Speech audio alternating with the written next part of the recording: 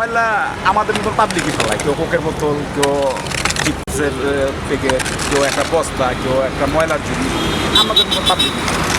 মানুষ সচেতন হইলে সব কিছু সম্ভব। মানে আপনি স্বীকার করেন যে আপনি ময়লা ফেলান? হ্যাঁ, আমি স্বীকার করি অবশ্যই। তাহলে আমিও বলে দু একটা ফেলাই দিই। সরকার করে না, পাবলিকই করে, পাবলিকই করে। মানে আমাদের মতো পাবলিক এগুলো করে। হ্যাঁ, আমার মতো পাবলিকই করে।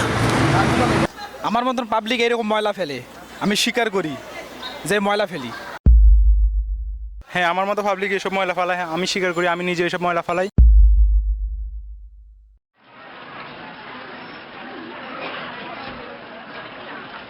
হ্যাঁ, আমি অবশ্যই স্বীকার করি, এর জন্য আমরাই দায়ী। এই ময়লা ফেললে আমরাই ময়লা ফেলি আর কি এখানে। আমাদের মতো পাবলিকটাই ময়লা ফেলে, আমিও ময়লা ফেলি, এর জন্য সরকার দায়ী না, আমাদের মতো পাবলিকই দায়ী। আমি স্বীকার করছি আমরাই ময়লা ফেলি, আমাদের মতো পাবলিকরাই ময়লা ফেলে, এর জন্য সরকার দায়ী নয়। ঢাকা আমাদের শহর, আমরাই শহরে বাস করি, কিন্তু দুঃখের বিষয় হচ্ছে ঢাকা শহরের রাস্তাঘাটে কিংবা পাবলিক প্লেসে আমরা সচরাচর ময়লা ফেলি, এবং এই ময়লা ফেলার কারণে ঢাকার শহর বর্তমানে প্রায় বসবাসের অযোগ্য হয়ে পড়েছে। যদি আজকে আমরা সচেতন না হই তাহলে ঢাকা শহর অনতিবিলম্বে পুরোপুরি বসবাসের অযোগ্য হয়ে যাবে, এবং সিটি কর্পোরেশন বা সরকারের পক্ষে এককভাবে এইটা প্রতিরোধ করা অসম্ভব।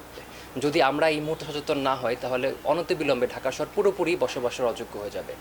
সো আমাদের কাছে মনে হয় যে এই মুহূর্তে আমাদের পারিবারিক এবং ব্যক্তিগত পর্যায়ে সচেতনতা তৈরি করা দরকার, এবং আমাদের শপথ নেওয়া উচিত যে আজ থেকে আমার বা আমার পরিবারের তরফ থেকে কোনো রকমের ময়লা ঢাকা শহরের রাস্তাঘাটে কিংবা পাবলিক প্লেসে পড়বে না। সুতরাং আমরা আজকে থেকে শপথ নিই যে no dirt from me for my city.